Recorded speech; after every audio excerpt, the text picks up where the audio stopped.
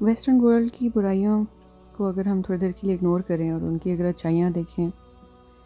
ان میں ایک بہت بڑی اچھائی یہ ہے کہ وہ لوگ پڑھتے بہت ہیں، کتابیں بہت پڑھتے ہیں، اور ان کی کوشش ہوتی ہے کہ معیاری کتابیں بڑی ریسرچ کر کے، ریویوز دیکھ کے، ریکمینڈڈ بکس، بہت مشکل سے ہوتا ہے کہ وہ ایسے کوئی بھی راہ چلتی بک اٹھا لیں۔ بس وہ کوشش کرتے ہیں کہ جس بک کے اچھے ریویوز آئے ہوں وہ لازمی پڑھتے ہیں، اچھے رائٹرز کو پڑھتے ہیں، اور ایک ان میں ایک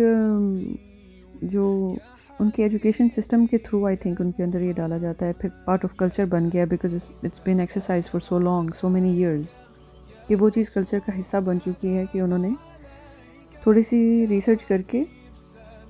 اور یہ دیکھنا ہے کہ کس کی بات ریلائبل ہے، کس کی بات ریلائبل نہیں ہے۔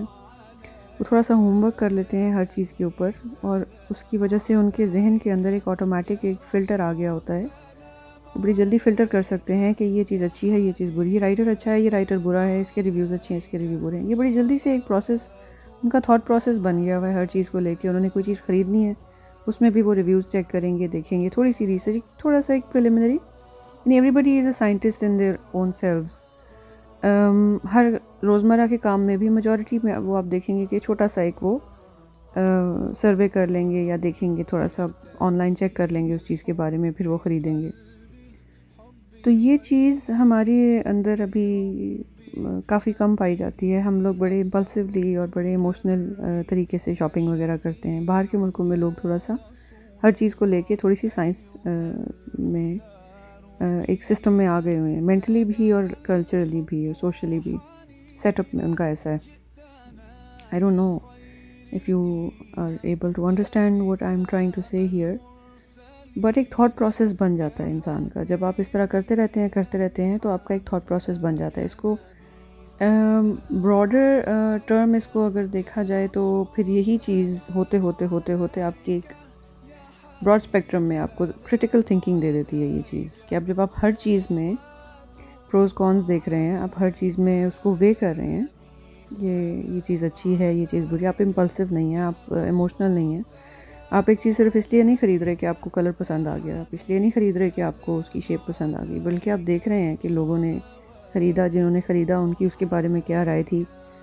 Did it work, did it last long, 2 دن بعد ٹوٹ گئی،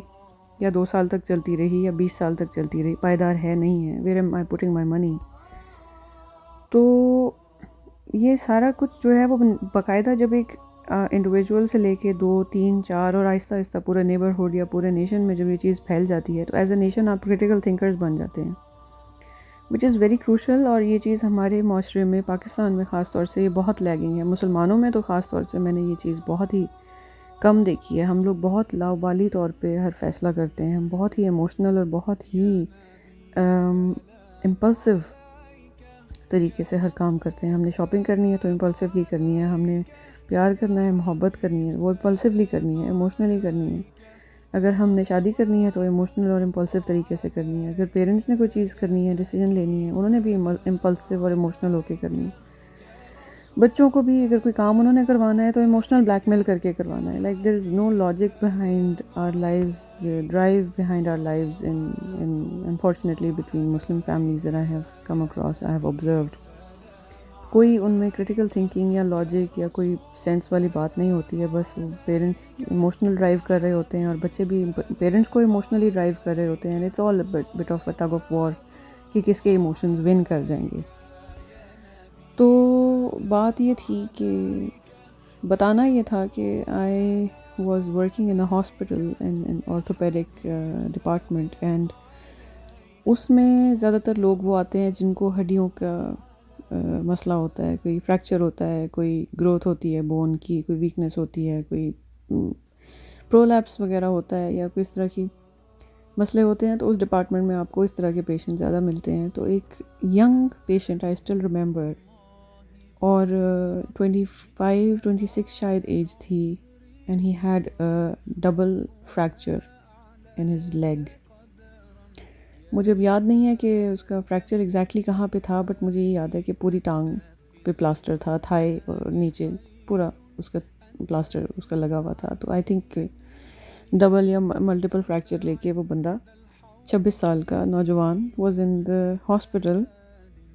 اور مجھے جب پتہ لگا بڑے اسمائلنگلی اور بڑا اچھے کارڈیل طریقے سے اس نے بتایا کہ he is probably gonna be there for 3 to 4 weeks. Doctor نے اس کو بتایا کہ آپ 3 سے 4 ہفتے ہسپتال میں رہیں گے, اس کے بعد آپ کا فالو اپ ہوگا. تو پہلے دن تو یہ ملاقات ہوئی, لیکن دوسرے دن ہی جب میں نے وہ اس کا روم وزٹ کیا تو پتہ لگا کہ اس کی جو بیڈ سائڈ جو ٹیبل تھی اس کے اوپر تقریباً کوئی ہزار پیجز والی موٹی موٹی 3 کتابیں آ گئی ہوئی تھیں. اینڈ آئی واز شاکڈ کہ اس نے ہڈی اس کی ٹوٹی ہوئی ہے 3-4 جگہ سے, پلاسٹر اس کے پوری ٹانگ پہ لگا ہوا ہے. یوزولی لائک میری کنٹری میں اگر کسی کی ہڈی ٹوٹ جائے تو اس نے تو کتاب پڑھنا تو دور کی بات ہے, اس نے پتہ نہیں, اس نے تو ریموٹ بھی نہیں اپنے ہاتھ سے ہلانا, اس نے تو پورے گھر کو اپنا نوکر بنا کے اور اس سے کام کروانے. تو ایک بڑا پازیٹیو مجھے یہ انفلوئنس جو میرے ذہن پہ اس کا ایک امپریشن پڑا کہ 26 سال کا نوجوان لڑکا جو کہ اس کے پاس موبائل بھی ہے, اس کے پاس انٹرنیٹ بھی ہے, اس کے بیڈ پہ ایک ٹچ اسکرین ٹی وی لگا ہوا ہے, لیکن اس نے کم از کم 1200 پیجز والیوم, یعنی اتنی موٹی وہ بکس تھیں کہ وہ اس نے پڑھنی تھیں ان 3 weeks کے اندر. تو جب بھی میں قرآن پاک کی آیت پڑھتی ہوں کہ جو ایمان والے ہیں وہ قرآن کو اس طرح پڑھتے ہیں جیسے کہ اس کو پڑھنے کا حق ہے, تو مجھے وہ شخص اور اس کی کتابیں یاد آ جاتی ہیں کہ جس نے 3 ہفتے میں وہ 1200 1500 یا ایون 1000 پیجز والی 3 کتابیں اس نے پڑھنی تھیں 3 ہفتوں کے اندر. تو حق کا تلاوتی جو قرآن کے بارے میں اللہ تعالیٰ نے فرمایا ہے, اور ہم ایسے ان نون آتھرز, نو بڈیز, یعنی بندہ ان کو کیا کہے, یعنی ہر ایرے گہرے کی کتاب ہم پڑھ لیتے ہیں اور اس کو ایسے پڑھتے ہیں کہ اگر نہ سمجھ آئے, اور دیر آر ایسے ایرے گہرے لوگوں کو, یعنی ٹھیک ہے اللہ نے ان کو عزت دی ہوگی, جیسے کہ کچھ شاعر حضرات ہیں اور ان کے اوپر تھیسس لکھے جاتے ہیں, ان کے اوپر ماسٹرز ہوتے ہیں, ان کے اوپر ریسرچ کی جاتی ہے, ریسرچ سینٹرز بنے ہوئے ہیں, میوزیمز بنائے جاتے ہیں ان کے بارے میں. اتنا ان کو یعنی بال کی کھال اتار کے ان کے لفظ پڑھے جاتے ہیں, ان کے شعر پڑھے جاتے ہیں, ان کے اوپر کام اتنا زیادہ کیا جاتا ہے. اور میرے اللہ کی کتاب کے اوپر ہم اس کو دفن کر کے بیٹھ گئے ہیں, اس کو ہم نے کہیں پھینک دیا ہے, اس کو ہم نے کہیں بھول گئے ہیں, اس کو کہیں فراموش کر دیا ہے, کسی کیبنٹ میں لاک کر کے چابی پھینک دی ہے. میں ایسے لوگوں کو جانتی ہوں جن کو شاید 20 سال میں نے نہیں دیکھا قرآن ختم کرتے ہوئے ایک مرتبہ بھی. ویسے تو یہ ختم قرآن کا لفظ مجھے اتنا تنگ کرتا ہے کیونکہ قرآن ختم ہونے والی چیز ہی نہیں ہے. جب اللہ تعالیٰ نے فرما دیا کہ میری باتیں سارے سمندر آپ انک بنا لیں اور اس کے بعد اس سے مزید سمندر لے آئیں اس کو اسٹرینتھن کرنے کے لیے, اس کی بھی انک بنا لیں, تو اللہ کی باتیں ختم نہیں ہوں گی. اور قرآن پاک کو آپ جتنی مرضی مرتبہ پڑھ لیں, آپ کو ایسے لگے گا آپ پہلی مرتبہ پڑھ رہے ہیں, چاہے آپ نے ملین دفعہ پڑھ لیا ہو. 1,000,001 ٹائم بھی اگر آپ پڑھ رہے ہوں گے تو آپ کو ایسے ہی لگے گا جیسے, اور اتنا ہی مزہ آئے گا اور اتنا ہی آپ کو نئی باتوں کا انکشاف ہوگا کہ جیسے آپ پہلی مرتبہ پڑھ رہے ہیں. تو قرآن ایک ایسی چیز ہے کہ جس کے ساتھ ہم کبھی بھی نہ بور ہو سکتے ہیں اور نہ ہی اس کا علم ایگزاسٹ ہوگا, کیونکہ یہ اللہ کا علم ہے اور یہ اللہ کی کتاب ہے. تو اس کے ساتھ تو باقاعدہ ایک وائٹل سائنس کا ایک کنیکشن ہونا چاہیے. ایک 26 سال کا نوجوان اگر 3,000-4,000 پیجز کو 3 ہفتوں میں ختم کر سکتا ہے, تو ہمارا جو قرآن پاک ہے اس میں کچھ جو بکس ہیں ان میں 400 صفحے ہوتے ہیں, کچھ پرنٹ ایسا ہوتا ہے کہ اس میں 500 صفحے ہوتے ہیں. کیا ہم ایک مہینے میں ختم نہیں کر سکتے؟ کیا ہم ایک مہینے میں اس کو پڑھ نہیں سکتے؟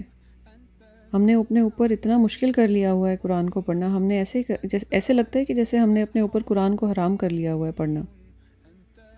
تو یہ بہت بڑا ایک لاس ہے ہمارے دور کا, ہمارے ملک کا, ہمارے معاشرے کا, کہ ہم قرآن پڑھتے ہی نہیں ہیں, ہم قرآن کھولتے ہی نہیں ہیں. ہم نے اپنے اوپر اتنا مشکل کر لیا ہے قرآن پڑھنا, ہم نے اپنے آپ کو اتنا مصروف کر لیا ہے قرآن پڑھنے سے. قرآن نے تو قبر میں دوست بن کے آنا ہے, قرآن کو کیسے چھوڑ سکتے ہیں؟